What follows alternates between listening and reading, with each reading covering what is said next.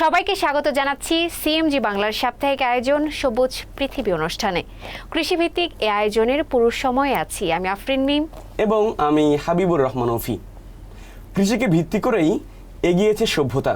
সময়ের আবর্তন আর ক্রমবর্ধমান চাহিদার বিপরীতে কৃষি উৎপাদনে ক্রমে এসেছে বৈচিত্র্য।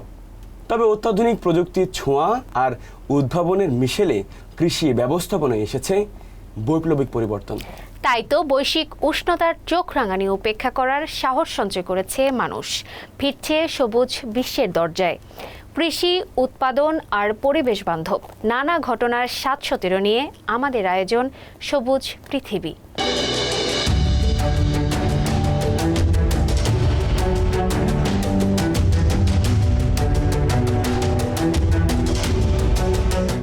বদলে যাচ্ছে মনপুরা দ্বীপের কৃষির দৃশ্যপট।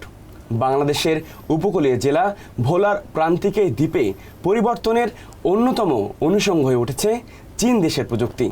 এই প্রযুক্তি কৃষি কর্মযোগ্য সহজ করে আয় বাড়িয়েছে কৃষকদের। এখন দ্বীপবাসীরা নিজেদের চাহিদা মিটিয়ে ফসল বিক্রি করছেন পার্শ্ববর্তী জেলাতেও। আগে অনীহা থাকলেও চীনা প্রযুক্তির সঙ্গে দিন দিন নিজেদের খাপ খাইয়ে নিচ্ছেন কৃষকরা। তাই প্রতিনিয়তই চাহিদা বাড়ছে সুদূর চীন দেশ থেকে আমদানি করা এসব কৃষি প্রযুক্তির। ভোলার মনপুরা দ্বীপ ঘুরে এসে এই হারভেস্টার মেশিন সম্পর্কে অজানা সব তথ্য জানাচ্ছেন হাবিবুর রহমান অভি।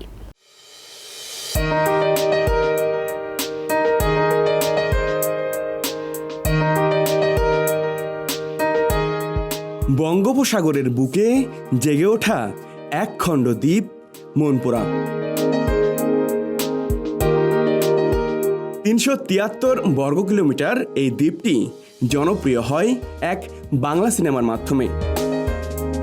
এক যুগ আগে নির্মিত ওই চলচ্চিত্রে তুলে ধরা হয়েছিল উপকূলীয় অঞ্চলের মাটি ও মানুষের কথা।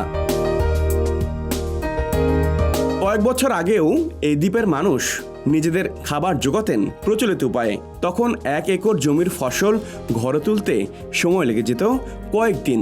তবে এখন দিন পাল্টেছে।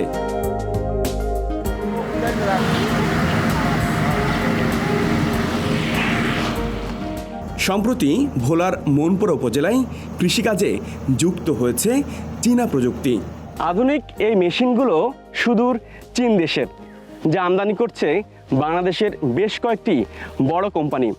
কোনো কৃষক যদি এই মেশিনগুলো তার এলাকায় আনতে চান তাহলে যোগাযোগ করা লাগছে স্থানীয় কৃষি অফিসের সঙ্গে, এবং কৃষকরা কমপক্ষে ৬০% কম মূল্যে কিনতে পারছেন এই মেশিনগুলো ঢাকা থেকে।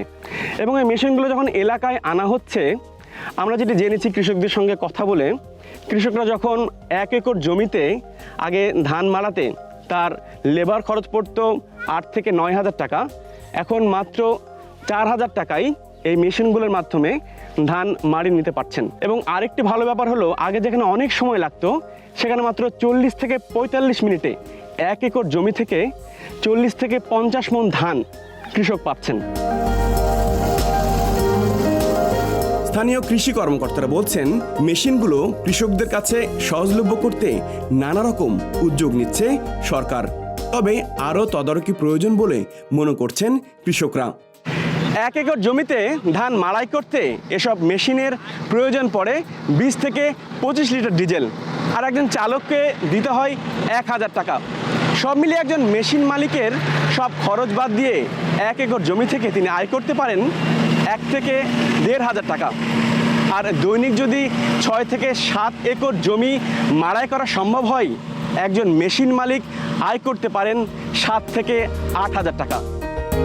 তাদের প্রত্যাশা, মেশিন পরিচালনায় প্রশিক্ষণ ও প্রয়োজনের সময় মেরামতের সুযোগ তৈরি হলে গতি বাড়বে উৎপাদনে।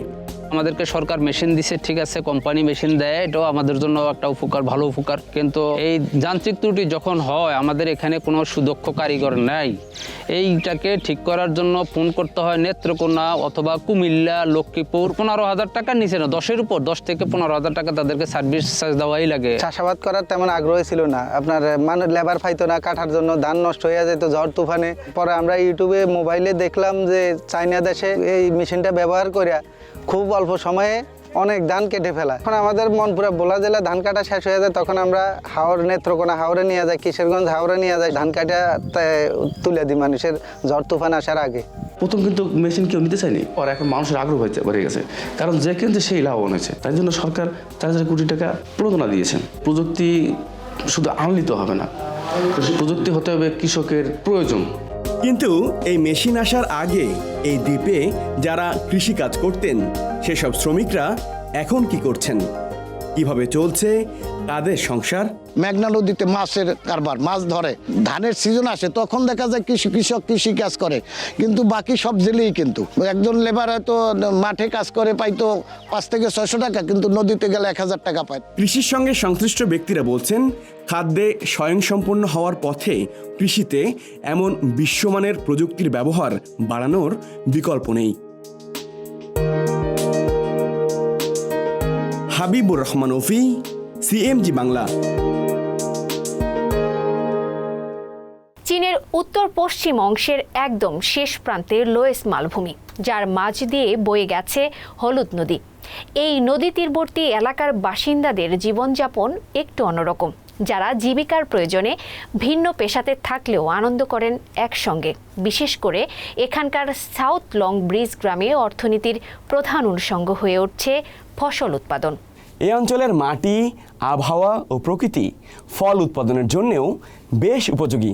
এছাড়াও পশুপালন করে অনেকেই জীবিকা নির্বাহ করেন।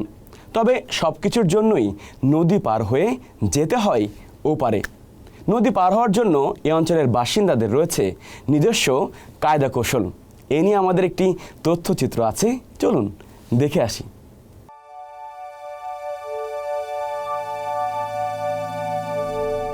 এই জায়গাটা লোয়েসের সবচেয়ে ঘন আর পুরু পাহাড়ের এলাকা, চীনের উত্তর পশ্চিমাংশের শেষ প্রান্তে অবস্থিত। লোয়েস মালভূমির মাঝ দিয়ে বয়ে যাচ্ছে হলুদ নদী, আর তার থেকেই জন্ম নিয়েছে চীনের সবচেয়ে পুরনো কৃষি সভ্যতা।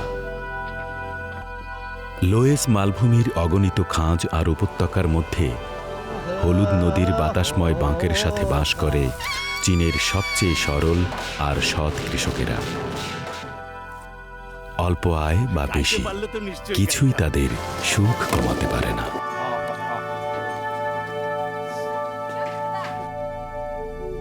সাউথ লং বিচ গ্রামের জন্যে অক্টোবর ফসল তোলার মাস।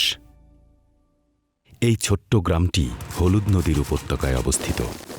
গ্রামটি একটু শুষ্ক আর অনাবৃষ্টির হলেও বেলে মাটির স্তর থাকায় ফল গাছের জন্যে খুবই উপকারী। সাউথ লং বিচের জুজুক খুব বড় আর সুস্বাদু হয়, আর সেগুলো বিক্রিও হয় পুরো দেশ জুড়ে। তুসং আর তার পরিবারের এটাই আয়ের মূল মাধ্যম।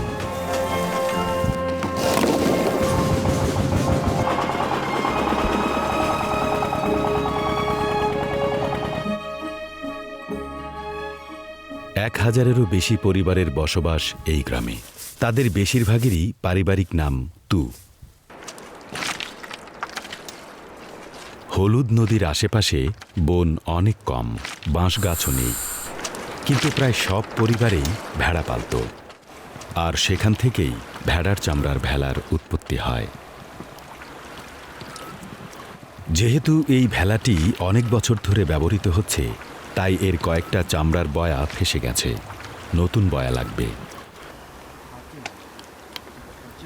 খুব ভোরবেলা তুসং আর তার ছেলে যাত্রা শুরু করল। ভেড়ার চামড়ার ভেলা বানাতে যা যা প্রয়োজন তার অনেক কিছুই শহরে গিয়ে কিনতে হয়। সাউথ লং বিচের সাথে বাইরের জগতের যোগাযোগের একমাত্র উপায় হচ্ছে হলুদ নদীর ফেরি। সবচেয়ে কাছের গ্রামটিও এখান থেকে প্রায় 10 কিলোমিটার দূরে। ভেড়ার চামড়ার ভেলা বানাতে বিশেষ দক্ষতা প্রয়োজন। ভেড়ার একটি আস্ত চামড়া নিয়ে তার ভেতরে তেল, লবণ আর পানি দেয়া হয়। তারপর চামড়াটার 4টি পা, মাথা আর লেজের জায়গাটা ভালো করে বেঁধে নেওয়া হয়। এরপর তার ভেতরে ফু দিয়ে ফুলিয়ে ব্যাগের মতো তৈরি করা হয়। তারপর ভালো করে নাড়িয়ে সেটা ভেতরে ভালোমতো ছড়িয়ে দেয়া হয়। তেল আর লবণ পুরোপুরি ছড়ানোর পরে চামড়ার সমস্ত ছিদ্র বা লোমকূপগুলো বন্ধ হয়ে যাবে। স্থানীয় লোকেরা এটাকে বলে চামড়ার ব্যাগ বা ভাসমান চামড়া। ডজনখানেক ভাসমান চামড়া একসাথে সারিবদ্ধভাবে বেঁধে ফেলা হয় কাঠের একটি ফ্রেমের নিচে, আর তাতেই তৈরি হয়ে গেল ভেড়ার চামড়ার ভেলা।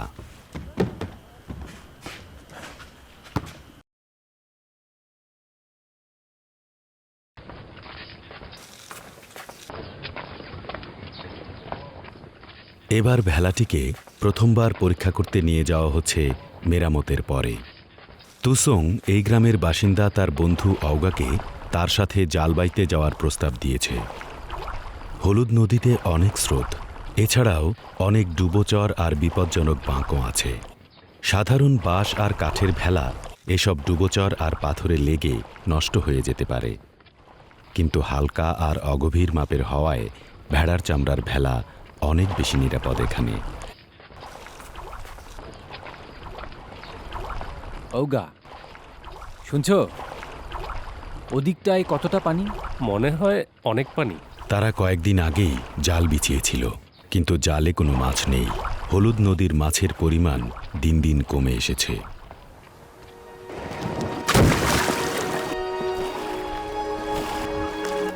তুসং আর অওগা আরেকটু দূরে যাবার সিদ্ধান্ত নিল।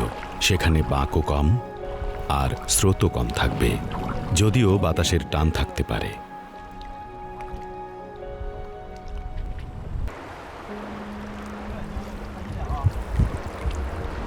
এই একটা পেয়েছি। হ্যাঁ হ্যাঁ হ্যাঁ হ্যাঁ হ্যাঁ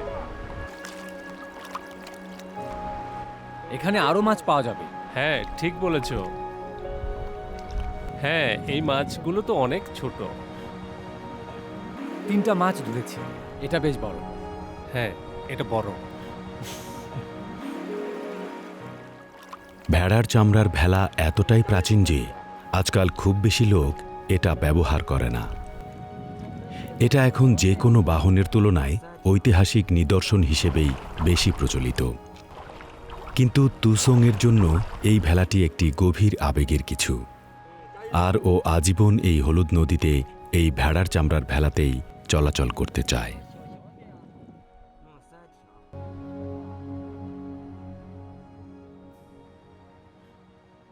চিকেন বা মুরগি যাই বলি, এটি পছন্দ করেন না এমন মানুষ খুঁজে পাওয়া মুশকিল। বাচ্চা থেকে শুরু করে বয়োবৃদ্ধ কম বেশি সবাই নানা উপায়ে এর রান্না খেয়ে থাকেন। আবার ফ্রোজেন চিকেন ফ্রাইও বেশ জনপ্রিয়, কারণ দীর্ঘদিন সংরক্ষণ করে এটি খাওয়া যায়। আর এসব কারণেই দ্রুত বিকশিত হচ্ছে এ শিল্প, আর পাল্টে যাচ্ছে অর্থনীতির সামগ্রিক চিত্র। বিশ্বের অন্যান্য দেশের মতো চীনের পোলট্রি শিল্পও বেশ সমৃদ্ধ। অত্যাধুনিক প্রযুক্তি ব্যবহার করে বাড়ছে উৎপাদন, রপ্তানি হচ্ছে প্রত্যাশার সীমানা ছাড়িয়ে। তবে দেশটির ব্যবসায়ীরা বলছেন, গেল কয়েক মাসে চীনে উৎপাদন খরচ বাড়লেও মুরগির দাম এখনও স্থিতিশীল। কিভাবে এটি সম্ভব করলেন স্থানীয় খামারিরা, সে গল্পই আজ শোনাবো আপনাদের। প্রোটিনের উৎস হিসেবে বিশ্বব্যাপী বেশ কদর রয়েছে চিকেনের, কারণ একটি পরিবারের খাবারে নিত্যদিনের অনুষঙ্গ হয়ে থাকে নানা পদের চিকেন। তাই তো একটি দেশের বিভিন্ন প্রান্তে গড়ে ওঠে ছোট বড় মুরগির খামার।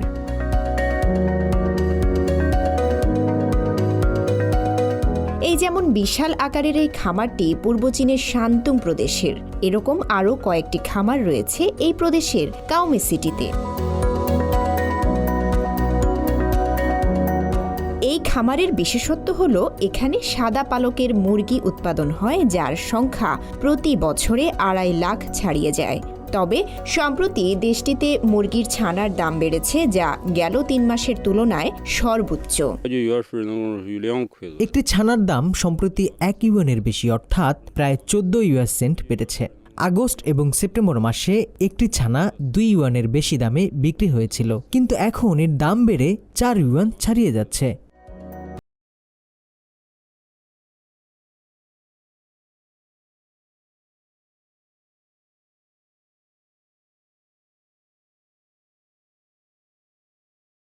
বড় মুরগির দামে অস্থিরতা তৈরি হওয়ায় দাম বেড়েছে ছানার। একজোড়া প্যারেন্ট মুরগি বছরের শুরুতে বিক্রি হয় প্রায় 25 ইউয়ানে, কিন্তু এখনই এক জোড়ার কেনা মূল্য 50 ইউয়ান। শিল্প সংশ্লিষ্টরা বলছেন, এবার সাদা পালকের বাচ্চার দাম বৃদ্ধির সঙ্গে বিদেশি ভাইরাস এভিয়ান ইনফ্লুয়েঞ্জার সম্পর্ক রয়েছে। যদিও সরবরাহের দিকটি এখনও ঠিকঠাক আছে, তবে রিজার্ভ ব্রিডার উৎপাদন শুরু হওয়ার সাথে সাথে ব্রিডার স্টকের মাত্রা ধীরে ধীরে বাড়ছে। ছানার দাম বাড়লেও বাজারে মুরগির দামে তেমন প্রভাব পড়েনি। পূর্ব চীনের জিয়াংসু প্রদেশের একটি বৃহৎ কৃষি বিতরণ কেন্দ্রে এই মুরগির ব্যবসাটি বিকশিত হচ্ছে, যেখানে প্রতিদিন প্রায় 7,000 মুরগি বিক্রি হয়। গেল বছর প্যারেন্ট মুরগি প্রচুর পরিমাণে সরবরাহ করা হয়েছিল। এবছর এখন পর্যন্ত সরবরাহ স্বাভাবিক রয়েছে। আশা করা হচ্ছে ভবিষ্যতে দাম কিছুটা বাড়বে, তবে কোনো সমস্যা হবে না। ছানার দাম সাধারণত সাদা পালকের মুরগির প্রজনন খরচের 20%-এরও কম হয়, এবং সাদা পালকের মুরগির দাম বৃদ্ধি ছানাগুলোর দাম বাড়ার হারের চেয়ে কম।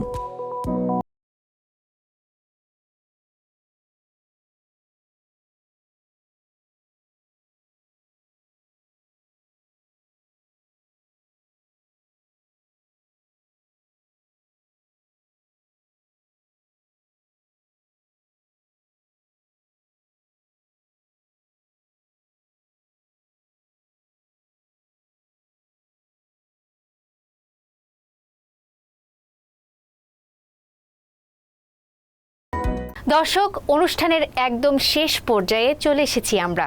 বিদায় নিতে হচ্ছে আমাদের। কৃষি জগতের নিত্য নতুন বিষয় নিয়ে আবারও হাজির হব আগামী সপ্তাহের একই দিন একই সময়ে। সে পর্যন্ত বিদায়। সবাই সুস্থ থাকুন, নিরাপদে থাকুন, আর থাকুন সবুজের সঙ্গে।